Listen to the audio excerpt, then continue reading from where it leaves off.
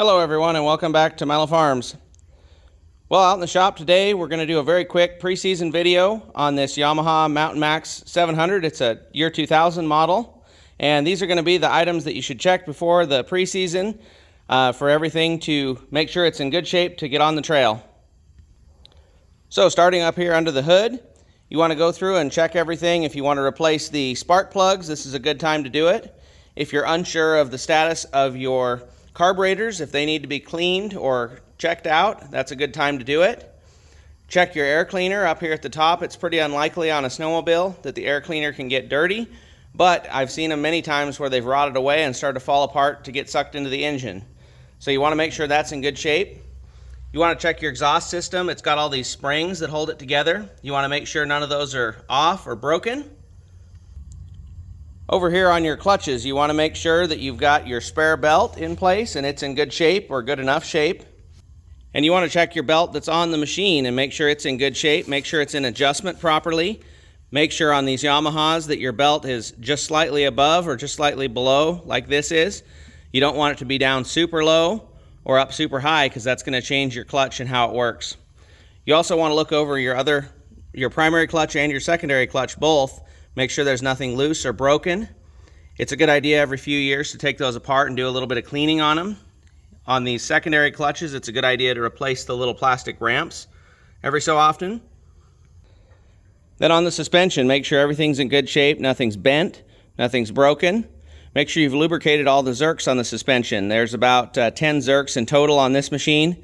There's 7 in the back, 3 in the front, 2 of them on the suspension there that you can see, and then the third one in the front is in the middle right under the exhaust on the steering.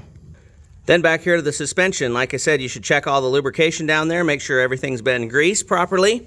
You want to go through and check all your little idler wheels, make sure none of them are terribly loose, none of them are seized, none of them are broken. Look through all those. If you have scratchers, make sure they're in good shape. You want to check your Hyfax on these machines. You can see there's a little line right there. Make sure you're not up into that area where the little line is, or to make sure that you don't have really weird uneven wear all the way down. Then you want to be sure to check your track tension. You can hang the machine up in the air in the back and see how the track sags. Usually I like to see the top of these little bumps at the bottom or just below the Hyfax in the middle when it's suspended. Yamaha has a specific measurement that you should have it at, but I find their measurement might be a little bit tight for a lot of uses, especially if you're not doing anything crazy with the machine. If you have a machine that has heat exchangers, you want to make sure they're in good shape. You can see there's the rear heat exchanger here, and the left heat exchanger down the left running board, and then there's another on the right-hand side. There's also one underneath at the front. You want to make sure those aren't leaking, there's not holes or big dents or gouges in them, and everything's in good shape. You want to check your lights, your tail light, your instrument lights, your headlights. Make sure all those are in good shape. You want to have a look at your seat. If your seat's got holes in it, you either need to mend that or get it replaced. You don't want to be getting caught on loose fabric or things like that, especially if you're trying to move around a lot on your machine or trying to get away from your machine for some reason. You don't want things catching you on your way out. Want to make sure all the handlebar equipment is working properly. The brakes, the parking brake, the switches. Make sure everything's working correctly. Make sure your hand warmers, all that is working. Make sure you've got your key. Make sure you have your spare key in your trailer. Make sure everything's ready with that. If your sled has a battery, you want to get the battery tested. Make sure it's in good shape. Make sure it has the proper amount of voltage. You want to check your coolant. Make sure you have enough coolant. It's up to the full line. If it's been a long time, you might want to replace that. It never hurts. If it's a two-stroke machine, you want to check your two-stroke oil. Make sure that reservoir is full. You want to change your chain case fluid. Down here in the chain case, the dipstick's right down there. You also want to make sure your chain case is adjusted properly. You want to inspect the bottom of the skis. Make sure that your wear bars on the bottom of the skis are not worn out. Make sure everything's tight and as it should be on the skis. You want to check your instruments. Make sure everything's good to go there.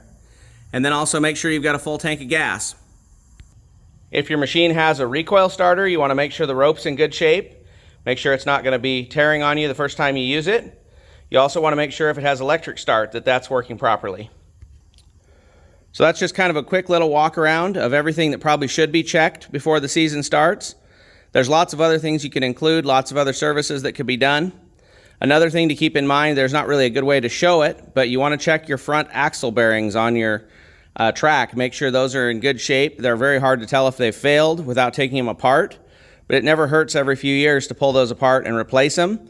Some people will also try to pack them from the outside, particularly the left bearing, but you want to make sure those are in good shape as well, because if one of those fails on the trail, that could be catastrophic for the damage that it would cause to the machine. So be sure to check out my other videos. That'll cover all these different things that we just covered. You can click on all the different videos and look at those services in depth. So I hope everybody enjoyed the video. Remember, you can't finish a project without getting started.